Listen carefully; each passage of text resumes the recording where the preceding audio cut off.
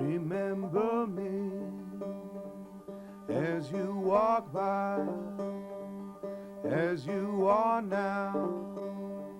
So once was I. Welcome to the Missoula Cemetery.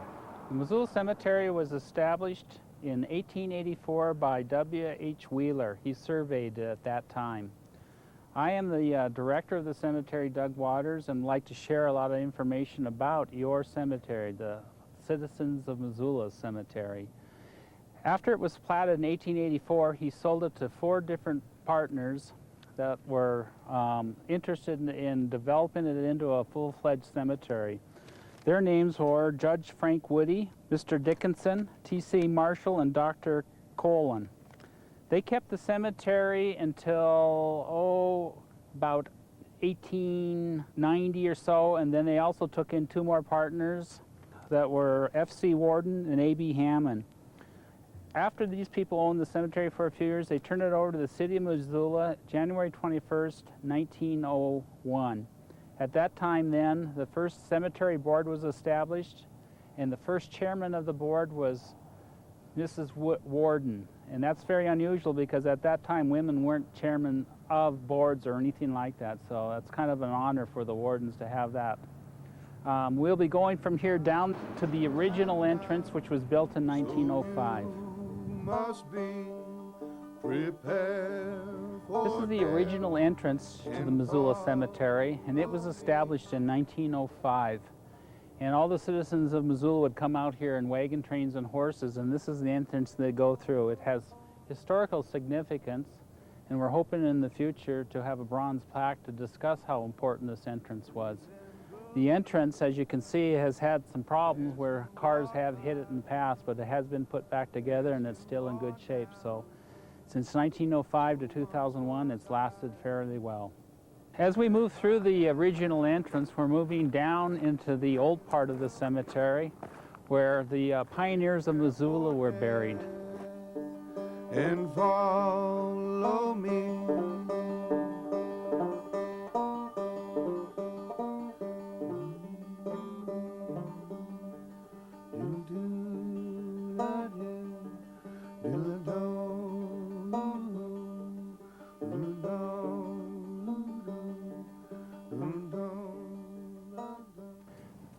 Directly in front of you in the big open area is going to be where our new columbarium niche wall is going to be located.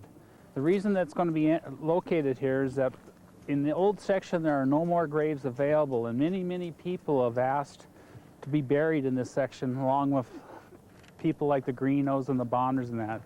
So currently in the center of this will be that new niche wall, which allows people to be in the old section. We're really looking forward to it and excited, and we'll welcome people to come out in the spring and be able to see it. Directly in front of you is our old section, and this is where our largest monument is, the Greenos, along with many of the other old pioneer Missoulians, Higgins, Bonners, Jacobs. We call it the old section because this is where all of the burials were done. It starts to change as you head more to the right here, and about 1950 it becomes more in the new section, and then in the 1980s we're into the most new section. This section here that you're looking at right now is all filled and there are no graves available. This is the Greeno Monument, and it is our largest monument, and it has several of the Greeno family members here along with the father and mother. And if you look at the father and mother's stones, they are shaped in the shape of a cash register, which is, when you look at different people's stones, every one of them usually stands for something differently. If you look over here to the right, you will see the Higgins Monument. The Higgins were also very dominant people in Missoula, and this is where their family is buried.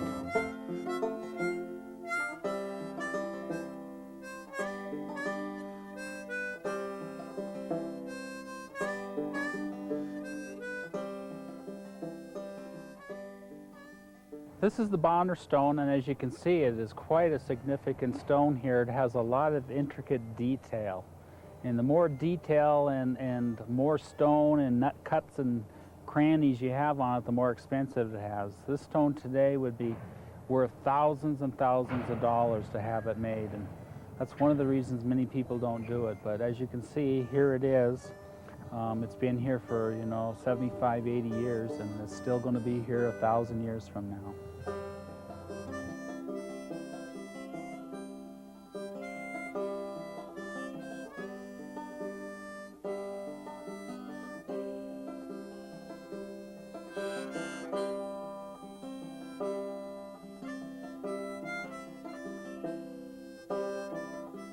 This is a really unique grave here, and this is Mr. Gibson, who was the architect of many, many famous and historical buildings in Missoula. He choice of material was rock, and when you go along in the South Side neighborhood district and look at different houses, you'll see some of the work that he's done.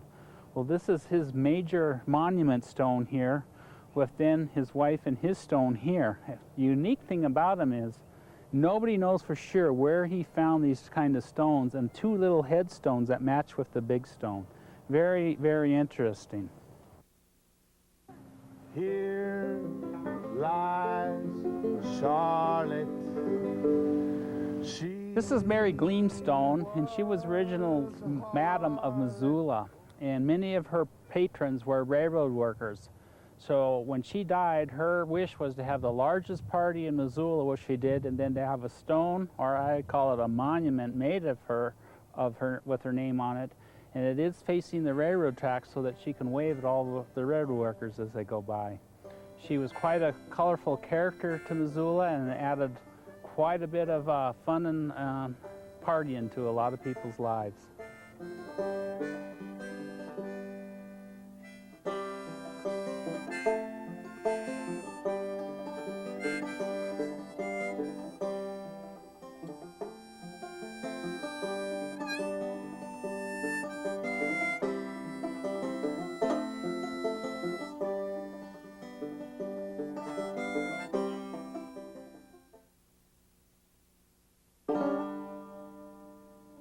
This is the Japanese section, and this area was purchased by the railroad, and it was designed to bury all the railroad workers that were Japanese. Originally, all of these graves were located in the Plains-Thompson Falls area, and the railroad felt that that wasn't appropriate, so what they did was they dug them all up and then put them back here. They didn't keep track of names or headstones, so what you see is a lot of open areas and a lot of graves without names on them.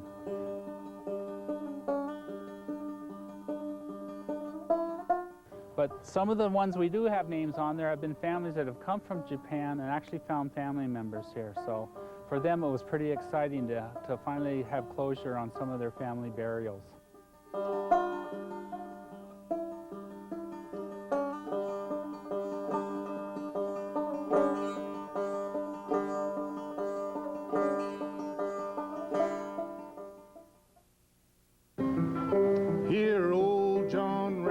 This stone that we're going to be looking at down on the ground is John R. Reynolds stone, and it's in memory of him, and it's the first person buried in this cemetery.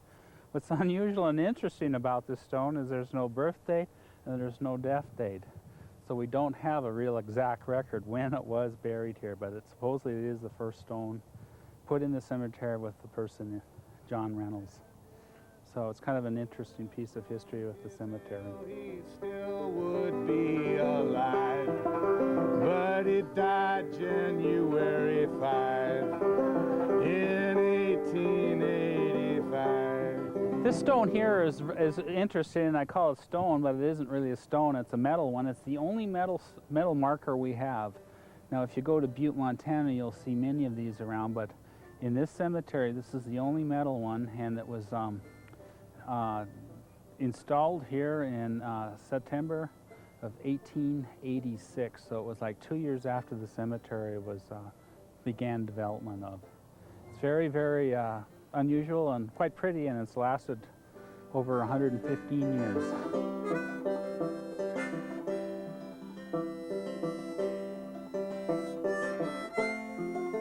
This is Kelly, the Missoula Cemetery cat. She's been with us for a year and a half.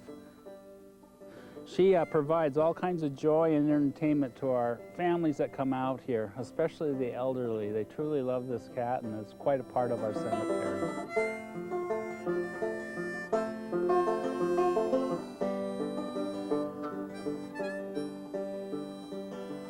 This is our Combarian niche wall that was established in 1982.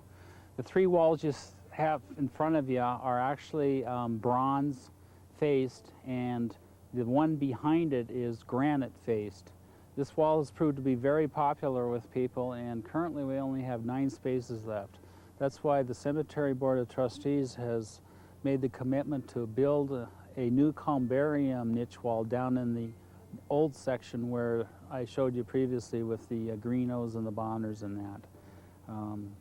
This section here allows people to put ashes into a wall instead of into the ground.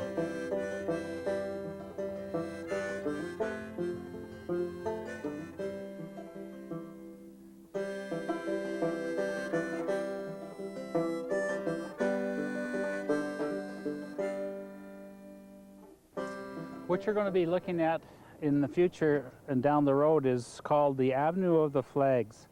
And this is the American flags that we put out, like on Memorial Day, 4th of July, Flag Day, Veterans Day, and Labor Day. These flags were donated by the United Veterans Council and the Missoula Hellgate Elks Lodge, 383, May 30th, 1988. You'll see also as we move farther down the road, you'll go by the Veterans section where you'll see these flags also go completely around the Veterans section. They're truly, truly beautiful, and they are quite an addition to the Missoula Cemetery, and I think they represent our country very well. What you're looking at out here in the center section is our Veterans section, and the monument was dedicated by the veterans. And then as you pan on this way, you'll see the Blackstone. That is our newest, largest monument. And then also in the background of that is a building which is our chapel, along with the Avenue of the Flags.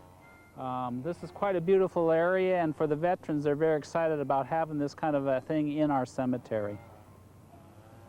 This is the Veterans Monument that's located in the Veterans section.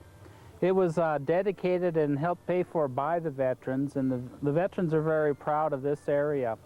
What this section is phase 1 of 3 phases.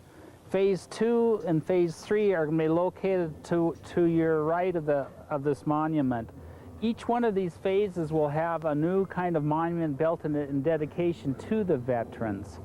So we're very pleased with this section. The flags go up whenever we have a military burial here. I believe one of the nicest things that the veterans organizations has the privilege as well as the obligation is to assist the families in their veterans, in the memorial service for their veteran-related burials. And the American Legion provides a color guard, and they're the ones who present the flag to the next of kin. And the Veterans of Foreign Wars and the Disabled American Veterans, which I represent, also we are on the firing squad, and we're privileged to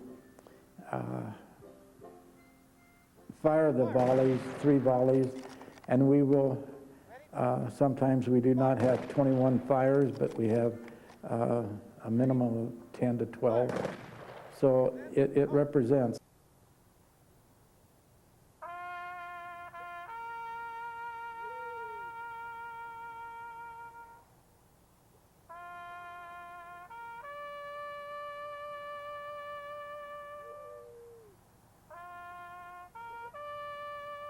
And the bad thing in regards to our volleys, 21 rifles for the salute, is the mere fact that we're all getting older and the younger veterans are not coming forth.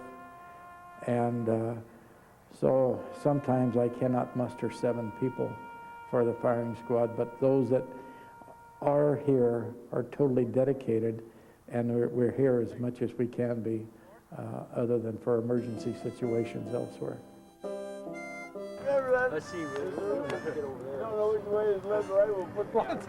All you had left turn so far. I was thinking left turn. Talk to me. What he said. What do you want me to talk about, darling? What's your name? Talk about being a veteran and what you're doing here. And My name is Roger Shack. I'm the commander of Post 209, VFW in Missoula. And the reason we're here, we're proud to be honor guards. And there's a lot of old honor guards here that's been here over 20 years. Let's, And, can you we're introduce proud me? of what we do. Introduce me to the honor guard that's been here. This is Les Gillian. He's in the American Legion. Now, this is American Legion. Okay. Les Gillian and Gerald Nelson and John Sawyer for the American Legion, Post 27. Now what's the difference? Well, one's got different uniform on the other one. One's VFW and the other one is American Legion. Yeah. Yeah. Okay. They both represent. And of course, they belong to probably to the VFW, most of them, in the American Legion. You were going to tell me, you were going to say something, the difference is what? Oh, they both represent veterans. Okay. You can belong to either one. And this is Mr. Gene Buckholz. He's our oldest honor guard. And Mr. Walt Henry. And this is our newcomers. Nobody gets that. Sean Medulla. We're so new, we don't even have names. Yeah, we don't have our name tags either. Sean Medulla, yeah. This is Sean and Annette DeSalle. Annette Missoula.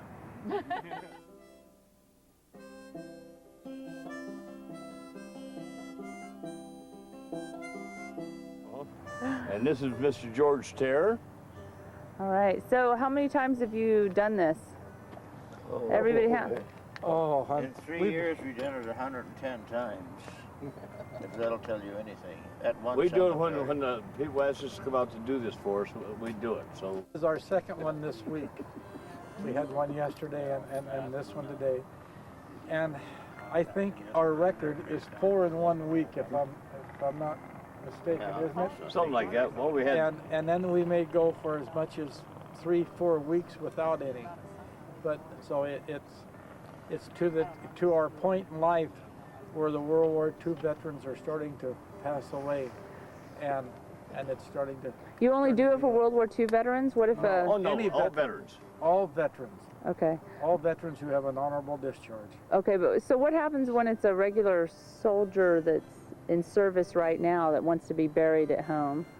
Is that Okay, then, unless I'm mistaken, I believe that the camp or the place where he was stationed, they would furnish the honor guard and bring their own honor guard in with the deceased. If not, then they would get the Air Force honor guard out of Great Falls, and they would be the active. They would do it for the active duty. now? What about other wars? Do you do? It is all wars, wars. right? It's All just not World War II. Veterans from different wars here, right here in this Of course, we country. don't have no Civil War. But You don't have to be a veteran of a war. No, all you have to long be as is a you are veteran a veteran of the service. of the service. Okay. Yeah, Right. And you have an honorable discharge, you're qualified for a military funeral. Okay. So, like, tell me, can you go through which wars are we talking about represented here?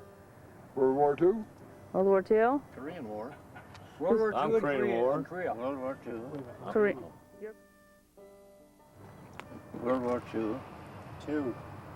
Gulf War, Gulf War. Persian Gulf, Korea. and Vietnam. Mine's Korea. And Korea and so.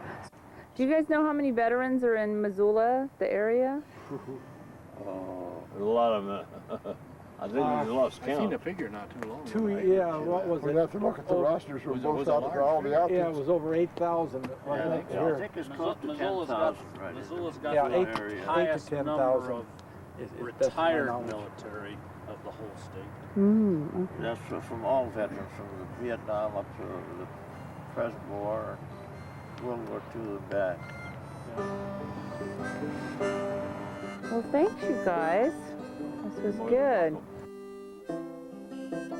This is the Ruth Bennett Memorial Chapel. It was established in 1982.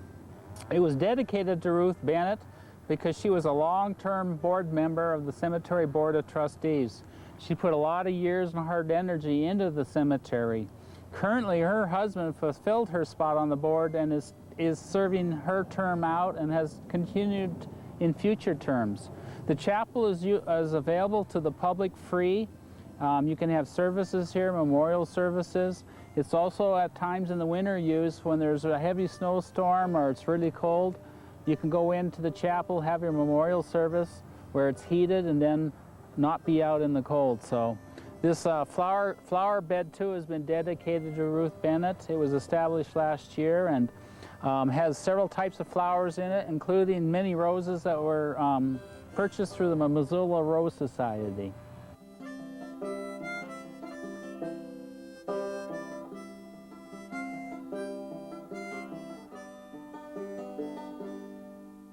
Directly behind me is what we call our news section, and this section was established about 1980 on. As you can see, the trees are much smaller than that. And the way the cemetery was developed is it started way over in the old section where we began and was filled in as we moved this way. The section next to me right here was filled in about the 1970s, and it just keeps moving on back over toward the old section to 1960s, 1950s. So that's the way the cemetery is developed. One reason you don't put graves all over the cemetery is because of the maintenance in that. You want to keep filling in as you move forward. So we're moving basically in a clockwise rotation here. And as you can see, the different size trees, so as the trees keep popping up and getting larger and larger, the section ends up being more filled in because people like to be buried closer to trees. The cemetery does have a tree nursery. I work in cooperation with the Missoula Community Service Program and the National Tree Trust Fund. And with working with them, the National Tree Trust Fund donates trees to the cemetery. We also have memorial trees that people can purchase and put into the cemetery. Missoula Cemetery Mausoleum section. It is currently under development. The mausoleum we have in here is a display model to show you the potential. And we hope that in the future more people will be interested in buying mausoleums and purchase them in this area of the cemetery. We have adequate room for many, many, many years of future mausoleums. We're kind of excited about promoting more mausoleums. This is the Missoula Cemetery office. It was established in 1940 and it's an all-brick building. Originally it was designed with an apartment upstairs for the director to live in and his family so that they were here 7 days a week, 24 hours a day. The building is quite historical in that it's over 60 years old and has had a lot of different people living in it and a lot of different directors living there. In the past 10 or so years, 15 years, what we have done is we've turned the apartment into a night caretaker, weekend caretaker, so that someone is always at the cemetery 7 days a week, 24 hours a day. He's here all year round. Then we have a lead cemetery technician who is temporarily on vacation right now. But what does a technician do? That's our job description, I guess. Basically, we're all technicians. It's just the job description, cemetery technician. Then we have 2 10-month positions, which are cemetery technician assistants. And they're here 10 months out of the time, and they're 2 months off or staggered. So in the wintertime, we'll have 4 guys here all the time. One guy's off from November, December, the other guy's January and February. So, and then summer our crew gets large because this is a very large cemetery and it takes quite the manpower. We get a bit large crew of about 6 temporary guys, it seemed like, and a few full-time guys, 3 to 4 full-time guys, and we're all pretty much very busy getting ready for Memorial Weekend and preparing flower beds. And a lot of people purchase flower beds in front of their headstones and prepare them and get them ready. And Karis Nursery brings out flower boxes that we put in front of a lot of headstones and the cemetery actually looks really beautiful after Memorial Weekend and during Memorial Weekend. It takes a lot to keep up with it, to keep up with the grass and line trimming. And then in the meantime, while all that's going on, we still do our burials. So, I mean, everybody kind of, 3-4 guys will come off of what they were doing to prepare for a burial. And so it's a full-time job, especially in the summer. It keeps a lot of people busy. So, but it's rewarding because it looks really pretty around here in the summer with all the flowers and everything's green. And actually now it looks real pretty too with all the yellow. Yeah, it's really pretty.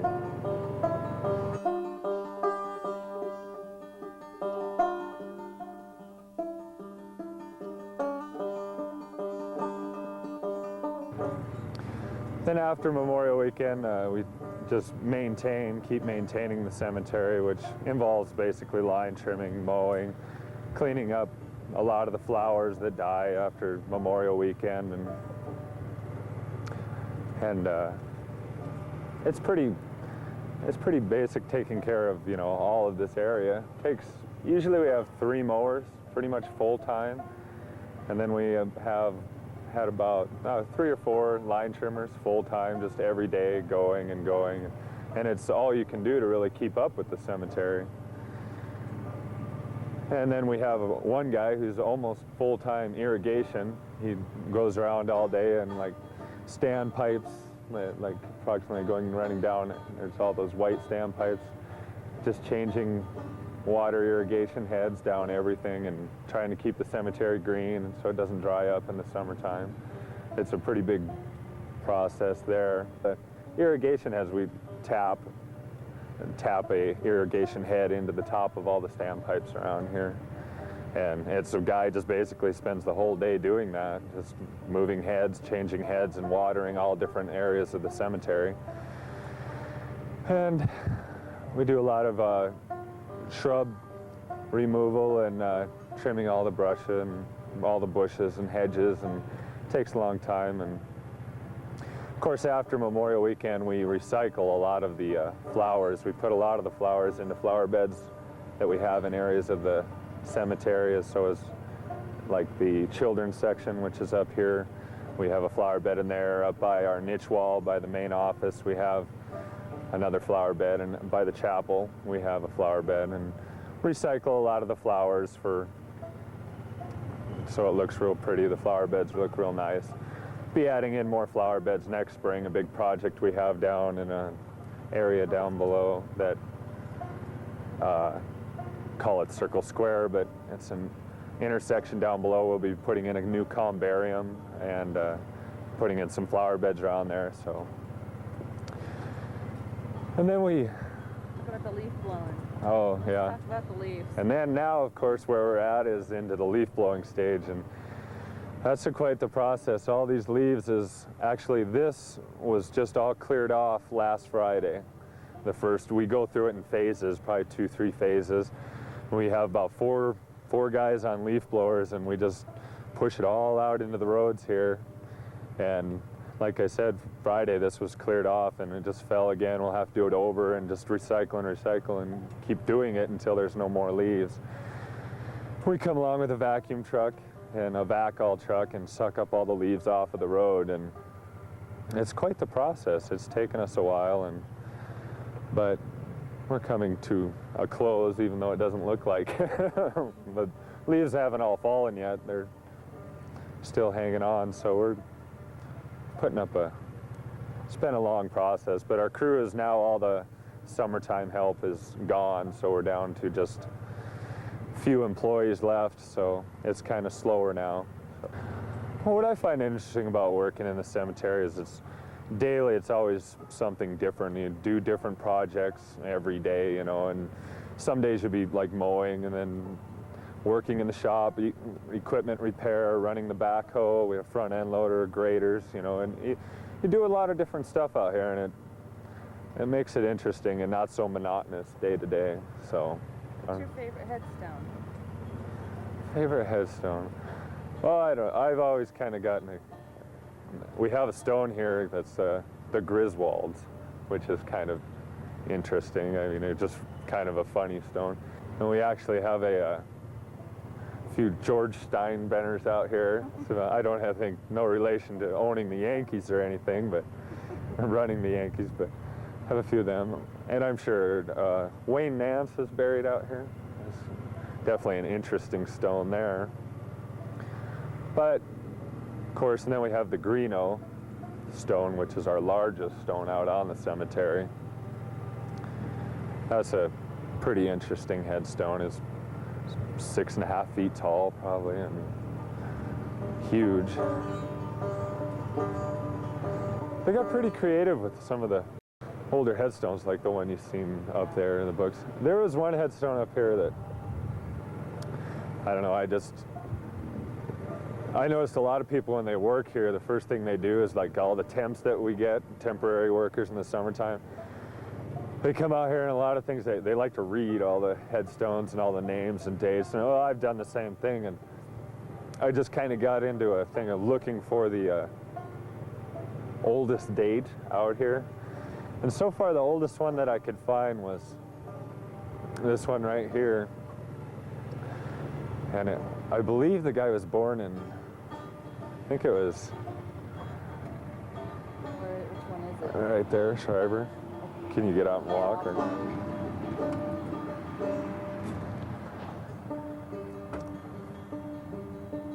This was, let's see, it was this one. Born, yeah, I think it was him, Christopher Shires. It was just kind of neat. I think this, so far that I've seen in the cemetery, this is the earliest birth date I've seen, 1818, October 10th, which is almost 200 years ago. So there's a lot of history in the cemetery. There's a headstone up on Hill Block that I could show you. They got it's like a senator. He owns banks in Missoula, started some, a lot of foundations and things. Kind of interesting, and it says that all on his headstone. Everything is printed out on his life and on the headstone. So now that you've worked in a cemetery, would you like to be buried in one with a big tombstone, or? Well, yeah, we've talked about it. And, yeah, I think the headstones are. I've never looked at prices or anything, but yeah. I noticed it got substantially smaller. This is the old section right here, and as you can see, a lot of them are probably average 3 to 4 feet tall, and some of them, like on the Greeno block that we've seen earlier, some are enormous, 5 feet tall headstones, to where up in the newer sections, the headstones are progressively getting more to this size, smaller and not quite as, as elaborate in shapes and animals carved in books and all that carved into the stones. So I enjoy working out here. Some people may think it, a cemetery, but it's interesting working out here. It's something new all the time. You don't know what's going to happen, or Yeah, and I don't think cemeteries are scary at all. I don't know why people think they are. No, we've never had anything weird or strange or anything like that happen out at the cemetery. So it's all been just basically just like working at any other sort of large place where landscaping is required, like golf course, but with just... Probably a lot more peaceful. Yeah, it's peaceful around the cemetery, and Memorial Weekend is a busy day, so that weekend, but the rest of the time it's peaceful out here and quiet.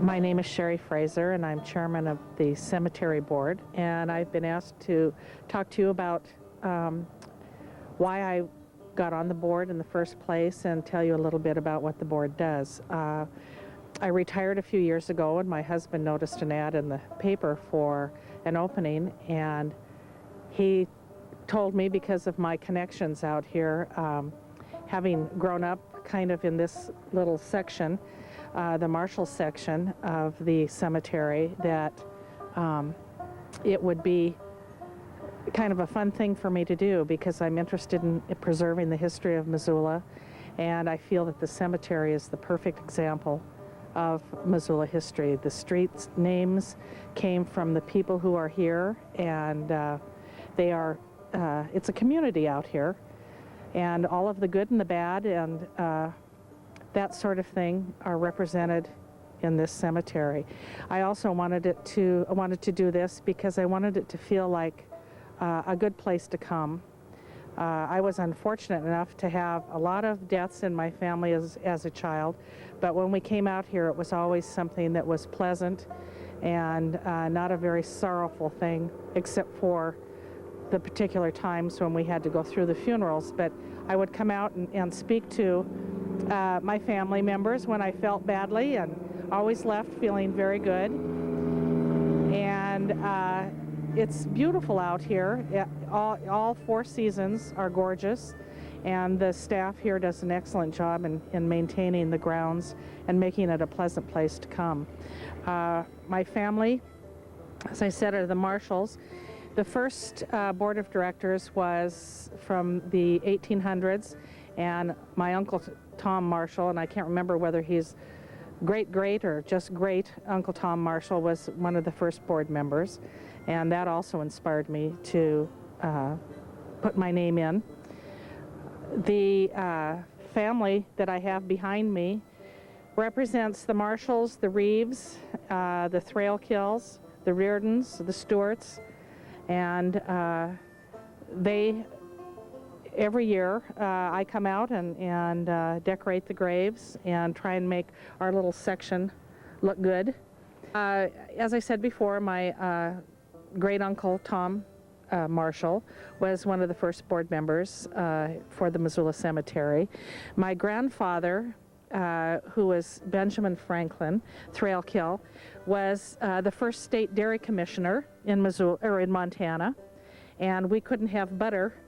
I mean, we couldn't have margarine, excuse me. We could only have butter for years. In fact, I think he kept margarine out until after he died.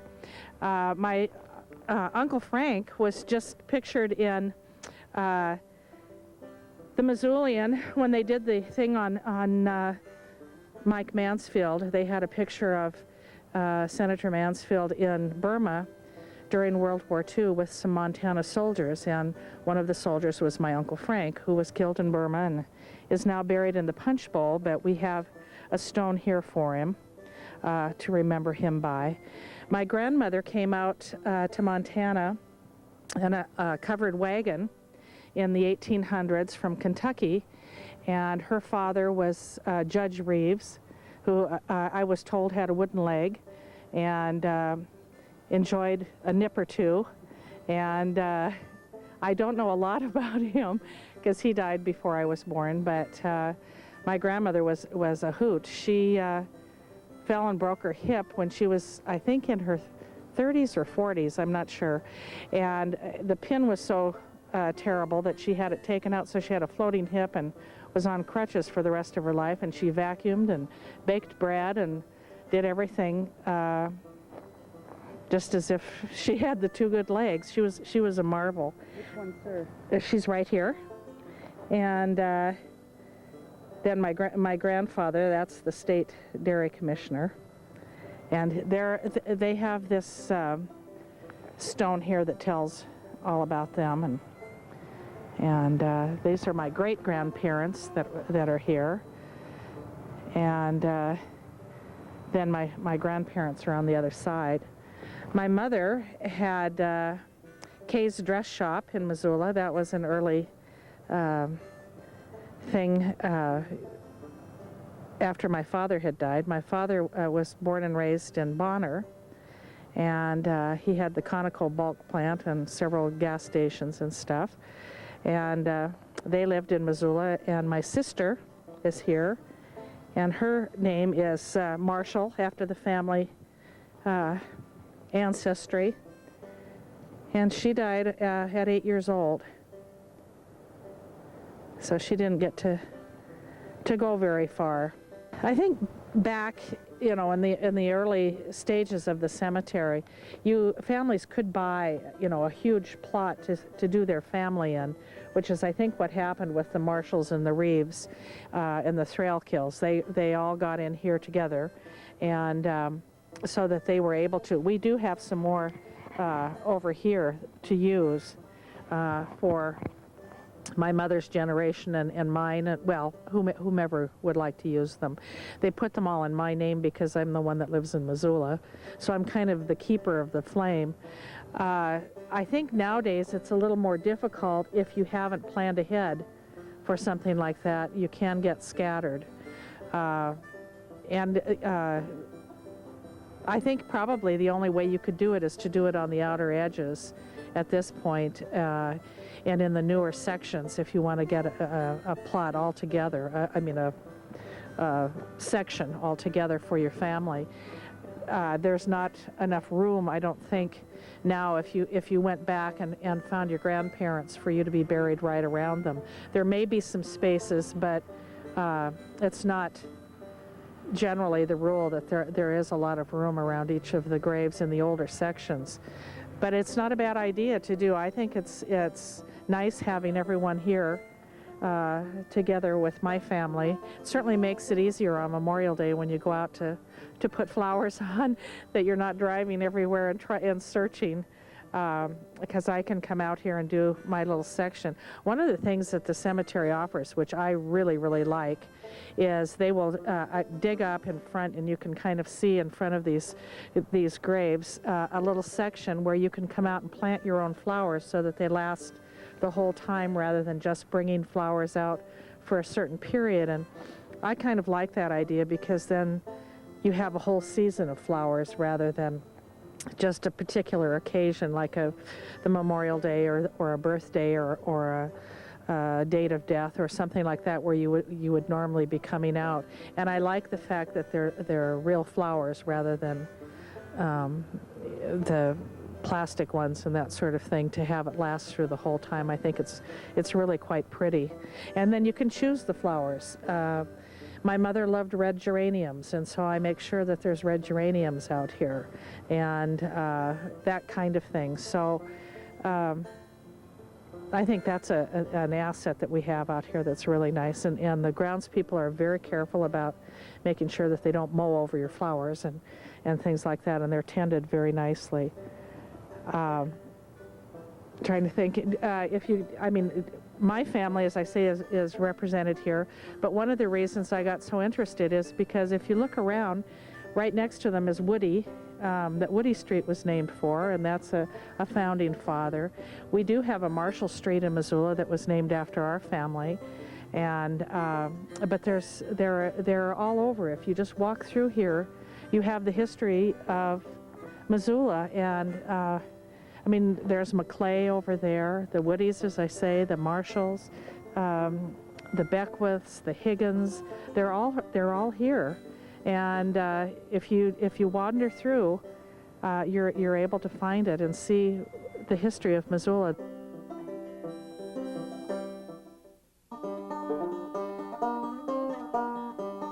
Well, welcome. Beautiful day. First, I need to set something straight before I begin. My name tag says my name is Richie Doyle, and that's partly true. But today I'm actually Teddy Blue, inhabiting Mr. Doyle's body. So I want to thank Mr. Doyle. You're welcome, Mr. Abbott. Well, Mr. Abbott, that's actually my real name, Edward Charles Abbott. But most folks call me Teddy Blue. And I guess every community is lucky to have a nice and proper cemetery to be buried in, and this is a mighty nice one. This site we're at now, the grave of Albert J. Gibson and his wife Maud Lockie Gibson. It says here AOF. That's for the Ancient Order. Does anyone know what the F stands for? You've probably heard of the Ancient Order of Hibernians. This is the Ancient Order of Foresters. And his wife, Maud, has DOR over her tombstone, and I'm sure most of you know what that stands for. The Daughters of the American Revolution.